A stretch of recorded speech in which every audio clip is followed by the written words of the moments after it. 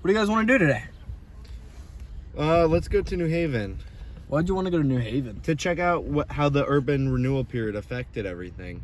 Sounds like a good idea. Let's go. Dude, don't they have great pizza there? Let's go. Today we're doing a project about the urban renewal period in New Haven. This was a time from the 1950s to the 1970s of great change. This project is presented by Lucas Silwick, Daniel Echeverria, and Chase Ledbury.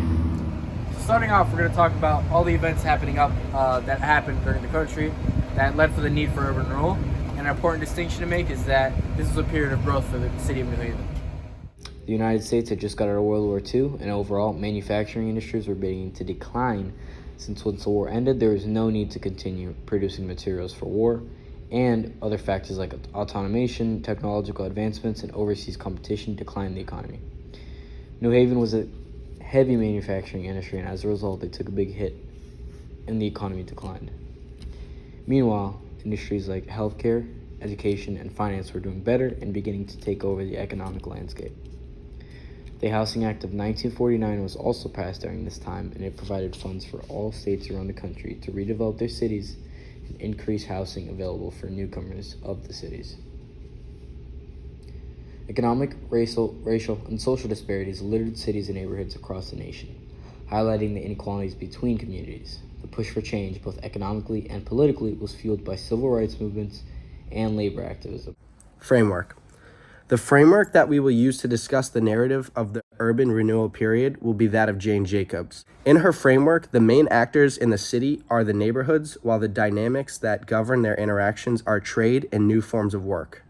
In Jane Jacobs' view, neighborhoods are not just geographic entities, but dynamic social ecosystems that are comprised of diverse communities with their own distinct tacit ways of communication. In New Haven, many of these slum neighborhoods that Richard Lee and Yale University wanted to demolish comprised much of the diversity in the city. There were African Americans, Italians, Hispanics, and Jewish people, who were 8% of the population and resided mainly in the slums, while approximately 92% of New Haven's populations identified as white. This number only decreased as urban renewal continued. What's up, guys? We're at the New Haven Green right now, at the corner of Church and Elm Street. Let's go. New Haven, we're here. Oh yeah. Yeah. Jane Jacobs felt that destroying these old neighborhoods, even replacing with new, perhaps denser apartment buildings, is so damaging. This is partially because she thinks that new buildings are more expensive, so it's going to make the city more expensive, and only a certain group of people would be able to live there. She also believes that culture of these old buildings drives growth. Now viewing the dynamics that govern the interactions of neighborhoods, we look at the trade and new forms of work. At one point in the class, we talked about the Central Business District, or the CBD, which is where most of the city's base industries work takes place. Neighborhoods like Oak Street and Church Street, characterized as slum areas, held a strategic advantage for minority groups that were close to the CBD. In essence, where people worked determined how these neighborhoods and communities interacted. Neighborhoods surrounding the CBD had strong interactions, and this determined the culture of New Haven and the people.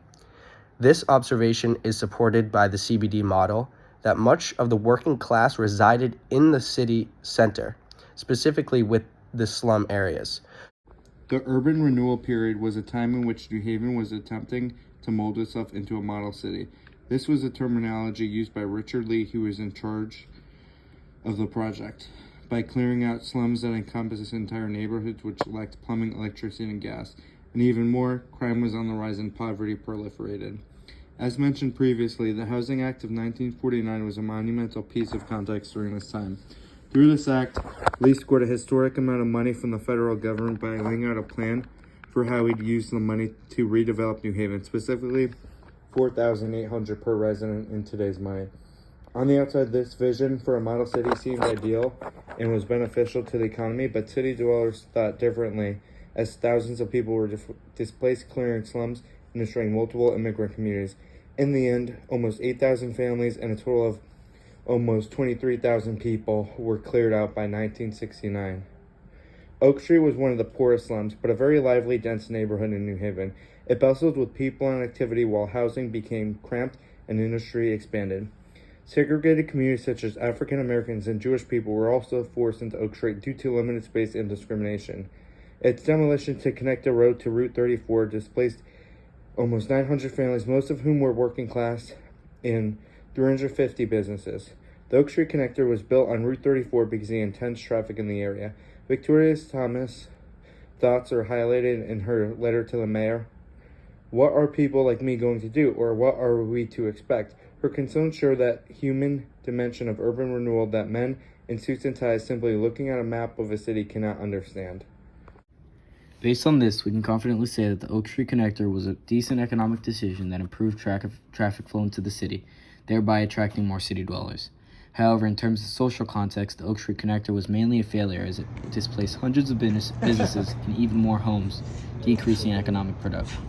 Broadening the view, the project was abandoned for decades and only 1 out of the 10 miles that was supposed to exist was created, thereby emphasizing its failures. In parallel with the Oak Street Connector project, the Church Street Initiative unfolded as a pivotal moment of New Haven's urban renewal efforts. Central to this was the construction of a Malley department store and a 1,500-car parking garage. Alongside these developments, numerous department stores were integrated into the neighborhood, attracting shoppers and stimulating commercial activity. This was a way to compete with other suburbs in the area. The Church Street project was a success because of the vast amount of business it brought in. Also, the parking garage created easier transportation for cars, allowing for people who live further from the central business district to work there. However, viewing from current times, our trip to New Haven revealed that the Malley department store was torn down in 1981, illustrating the failure of the project in today's New Haven. Overall, the urban renewal period was beneficial, however, its drawbacks outweighed the benefits. It made the area more visually appealing, decreasing poverty and lowering crime. This is according to sources. However, when we took our trip to New Haven, it didn't look great. Urban renewal was a very slow process with lots of damage to families and could have been done more efficiently. Today, New Haven stands as a perfect case study to display the failures of undoing urban renewal, specifically in the form of slum clearance and highway construction. All right, we made it to Worcester Square Park. This is so fun. All right, let's go. Jane Jacobs, in some ways, would be incorrect for believing organic New Haven growth. The unemployment rate was so high and the recession was so deep, Keynesian spending was necessary to boost demand, create jobs, and more infrastructure to build the city's economy. In discussing Jane Jacobs, it's important to note that while she advocated for preserving cultural buildings and neighborhoods through strict building restrictions, this has its drawbacks. What's the If the square, city little wanted Italy? expansion and growth, All of street. they had to build more housing, unfortunately Yeah. sacrificing neighborhoods in the process. Well, the line Although for this Sally's reasoning Pizza. may seem counterintuitive, it's a Oh my necessary God. trade-off for Park, economic yeah. growth. Without Park's expansion, feasible, a city's feasible. cultural richness and Yeah. proximity of neighborhoods lose their economic significance and only benefit those within.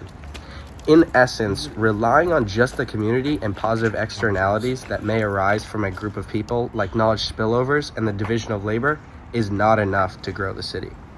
When looking for a different view of the urban renewal period, such as Edward Glacier's approach, we would see that this time period as more beneficial. This is because Glacier would not care as much about the loss of culture in the city. He would love new businesses to be set up in the taller, denser, new buildings of this period, as this would create more knowledge spillovers, hopefully with more technology-based firms. Finally, he would like the new infrastructure to bring in more firms, someone limit comes out here and, iceberg like, costs, shoots us? and create What are you even doing, more Gordon? knowledge sharing My between damn firms. property. In essence, we would like how the government is putting more capital in the cities, increasing capital and investing, fueling growth. Overall, Jane Jacobs gives a strong message about the purpose of culture, and taking some inspiration from her for renewal projects is important in the future to try to limit cultural losses even while gentrifying cities.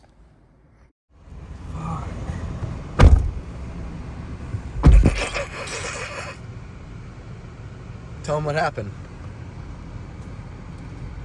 I just lost my freaking Surface Book. You shouldn't have put it on that surface. Fuck you. What